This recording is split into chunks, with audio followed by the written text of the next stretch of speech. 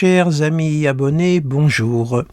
Ravi de vous retrouver en ce jour. Nous sommes le dimanche 8 décembre. Alors j'ai eu envie de vous faire cette vidéo là pour marquer, je dirais, la résurrection de Notre-Dame. Regardez un petit peu quel était l'état du ciel pour ce grand moment historique, car il faut bien le dire, qui a été la réouverture de Notre-Dame pour parler d'une façon prosaïque. Alors j'ai pris comme date évidemment le 7 décembre 2024 à 19h20. C'est l'heure précise à laquelle l'archevêque Laurent Ulrich a symboliquement ouvert les portes de Notre-Dame en donnant 9 coups de crosse et en lançant « Notre-Dame, ouvre tes portes », marquant ainsi l'ouverture au grand public de Notre-Dame, ce chef-d'œuvre gothique du XIIe siècle. Alors, qu'est-ce que le ciel nous raconte? Alors, je vais vous faire une interprétation qui est très très libre, qui est la mienne. Je vous laisse le soin de faire la vôtre, de vous laisser porter par le symbole. Dans un tel moment, je dirais, spirituel, il est bon quelquefois un peu de se détacher de la pesanteur matérielle et d'essayer un peu d'atteindre un clavier, des octaves supérieures, si tant est qu'on puisse en avoir cette prétention. Alors nous avons là évidemment un ciel, voilà. Alors, un soleil qui était en Sagittaire, forcément, nous sommes le 7 décembre, ça, vous le savez tous très très bien. Mais moi, ce qui m'intéresse, vous voyez, quand je regarde cette carte du ciel, c'est de voir le milieu du ciel. Vous voyez, l'accumulation, qui est dans le signe des poissons. Et nous avons une angularité de Neptune qui est reliée à l'ascendant Cancer, lequel maître d'ascendant est également en Poisson, conjoint à Saturne. Nous avons donc un milieu du ciel en Poisson, dans lequel nous avons un encadrement Neptune, Saturne, Lune. Alors déjà, vous voyez pour moi cette simple présence là-haut, dans le signe des Poissons, qui est le signe en fin de compte du christianisme, le signe de la chrétienté, le signe des Poissons, nous trouvons Neptune, qui est la planète la plus haute à ce moment-là, qui irradie de son aspect universel, son côté cosmique, qui rassemble en fin de compte toute l'humanité et toutes les sensibilités, toutes les tendances idéologiques confondues, tous rassemblés sous les auspices de Neptune à l'accumulation, non loin du nœud nord et conjoint à l'ascendant Cancer qui symbolise la Lune. Et la Lune, c'est le peuple, c'est la Lune en Poisson, la communion des âmes. Et nous avons Saturne. Et là, je vois dans ce triptyque-là, Saturne en Poisson, Saturne, c'est ce qui nous relie au sacré. Il ne faut pas oublier qu'à l'origine, Saturne était le père de l'âge d'or. Saturne en Poisson, c'est pour moi la cathédrale qui s'érige au milieu de l'océan de l'humanité. Et nous avons là Neptune, Saturne, Lune. Je dirais que pour moi, cette triple conjonction et surtout cet encadrement du milieu du ciel marque l'autorité spirituelle qui était à la culmination au moment de l'ouverture des portes. Et c'est intéressant de voir que cette autorité spirituelle, voyez-vous, eh bien, on a Saturne là, vous voyez, qui est au carré de l'opposition Soleil-Jupiter, opposition exacte à 16 degrés, voyez-vous. Or là, pour moi, cette opposition Soleil-Jupiter, qu'est-ce qu'elle symbolise pour moi? Eh bien là, c'est le pouvoir temporel. Ce pouvoir qui s'oppose, ces guerres de pouvoir, de supériorité, ces querelles d'ego.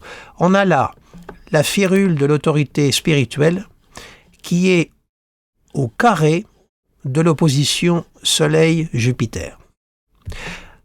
Alors, vous me rétorquerez que Neptune n'y participe pas, mais Neptune, c'est ce qui nous rattache justement à la dimension supérieure. Saturne, c'est le rapport au sacré. Et on voit que ce sacré, n'est-ce pas, cette architecture céleste, n'est-ce pas, est au carré de l'opposition Soleil-Jupiter. Nous avons là donc l'autorité spirituelle et le pouvoir temporel qui sont marqués dans cette configuration céleste. Alors, je vous le dis, c'est ma libre interprétation. Il y en va effectivement d'une projection, de ce que je sais, de ce que je suis, etc. Bon.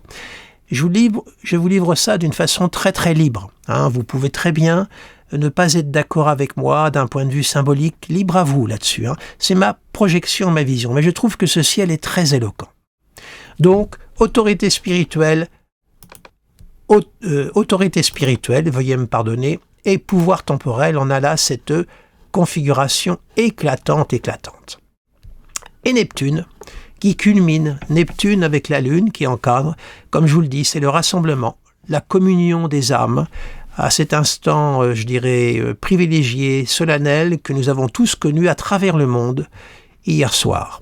Alors, il y a ceux qui étaient présents, et puis Uranus qui est au sextile, qui a fait ceux qui étaient présents par le canal du média, Uranus au sextile, voyez, de l'ascendant, au sextile de Neptune, voyez, et au trigone de la conjonction Vénus-Pluton dont je vous parlerai tout à l'heure, mais il a maîtrise sur cette conjonction puisqu'elle est exacte à 0 degré du Verseau. Donc il y a ceux qui étaient présents physiquement et ceux qui ont été présents par l'âme, mais par le canal des valeurs d'Uranus qui sont, comme vous savez, les valeurs de la haute technologie.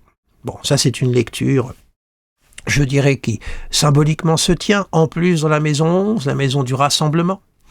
Et on voit également que Saturne est également le maître de la maison 7. À ce moment-là, les autres, hein, le maître des autres, si je puis m'exprimer ainsi, culminait.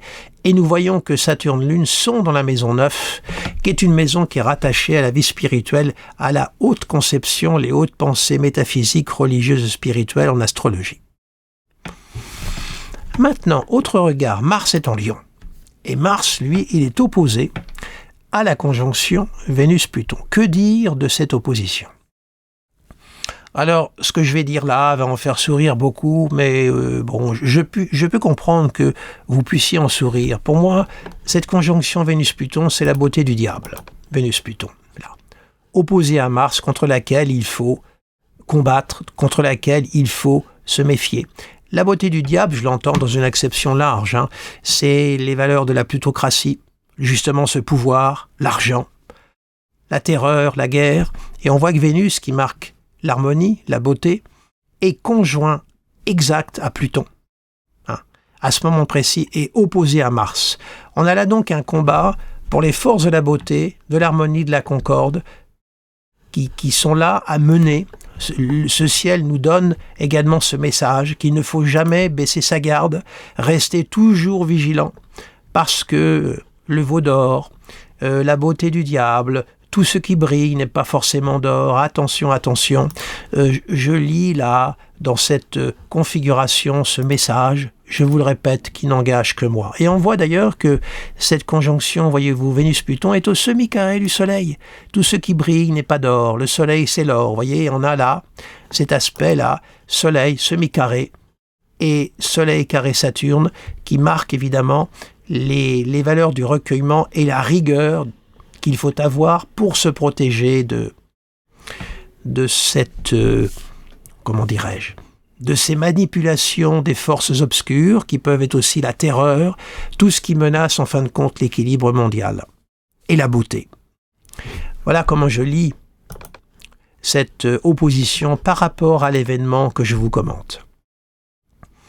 Ensuite, nous avons quoi d'autre ? Parce qu'il faut faire attention non plus que je ne parte pas dans un délire d'interprétation et un dérapage. Vous savez combien je me méfie de tout ça. Et vous voyez qu'il y a là aussi ce fameux, vous voyez, ce pouvoir temporel. Regardez les configurations qu'il a. Il y a l'opposition et puis vous avez le sesquicarré à la conjonction Vénus-Pluton et le semi-carré. Il y a ce que j'appelle dans mon jargon l'aspect du coup près. Vous voyez que ce pouvoir temporel qui était sous la domination de l'autorité spirituelle, voyez ce qu'il véhicule en lui. Et bon, je ne sais pas si vous avez assisté hier soir à cette cérémonie, quand la caméra se promenait dans l'assistance, vraiment, on avait l'impression qu'il y avait certains marchands du temple qui étaient justement rentrés dans le temple. On voyait certains visages un peu égarés, des regards on se demandait ce qu'ils faisaient là. Hein. Enfin bon, il y a eu tout un mélange assez trouble hier soir. C'était assez intéressant à observer. On a eu un rassemblement de tout ce qui symbolise actuellement l'humanité. Dans ses ressorts les plus beaux et ses ressorts les plus sombres. Alors ce Saturne aussi qui culmine là-haut, vous comprenez, ce sont les bâtisseurs de cathédrales. C'est grâce, lune Saturne, à ces gens qui sont dans l'ombre, qui ne font pas de bruit, qui sont dans l'obscurité, c'est à eux qu'on doit cette réalisation absolument miraculeuse en 5 ans, avoir réussi à remettre, je dirais, d'aplomb Notre-Dame. C'est grâce à eux que l'on doit ça. Et on voit ça dans cette conjonction Lune-Saturne en maison 9. On voit ce travail inouï qu'ils ont accompli, l'humilité et Lune-Poisson au service du sacré Saturne. Et c'est à eux qu'on le doit. Et vous voyez, ils sont représentés par cette conjonction Lune-Saturne qui symbolise le moi profond de l'instant, si je puis me permettre cette facilité d'interprétation. Vous voyez, c'est très très parlant. Cette communion qu'il y a eu à ce moment-là, et Neptune, qui marque le côté universel, qui est très bien aspecté, vous voyez, à ce moment-là, qui marque vraiment le rassemblement. On a communié tous, autant que nous sommes, à ce moment-là. On a été plus ou moins touchés, selon notre sensibilité, selon notre foi, mais on a été là, on a été rassemblés à ce moment-là. Voilà ce que je peux vous dire de cette courte vidéo, mais je tenais quand même à la faire, parce que ça a été un moment important pour nous. Vous savez que Notre-Dame est célèbre aux États-Unis. Vous savez que les Américains ont beaucoup contribué dans le financement pour la restauration de Notre-Dame. Et les Américains connaissent vraiment Notre-Dame. Ça, là-dessus, Victor Hugo, le roman de Victor Hugo, Notre-Dame, ça, en Amérique, Notre-Dame est une célébrité aux États-Unis. Bon, et on sait le côté très religieux qu'ont les États-Unis, puisque le président prête serment sur la Bible. Voilà, donc on voit l'importance que la religion a en Amérique, et ce qui en fait un pays très paradoxal, d'ailleurs, par ailleurs.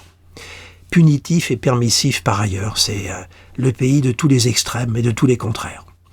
Voilà, écoutez, je vais pas faire cette vidéo plus longue, parce que voilà, je voulais uniquement marquer cet instant important.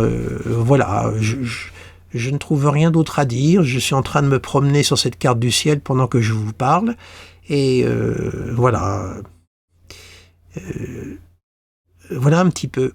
Très représentatif. Vous voyez, l'axe 6-12, ce pouvoir temporel-là, qui a été obligé de s'aligner sous cette autorité spirituelle. C'est très, très, très éloquent, je trouve. Voilà cette petite vidéo toute simple que je voulais vous faire pour marquer ce moment. Bien, je vous souhaite une belle journée de dimanche, et puis je vous souhaite une belle semaine à venir. Merci de votre présence, merci de votre fidélité.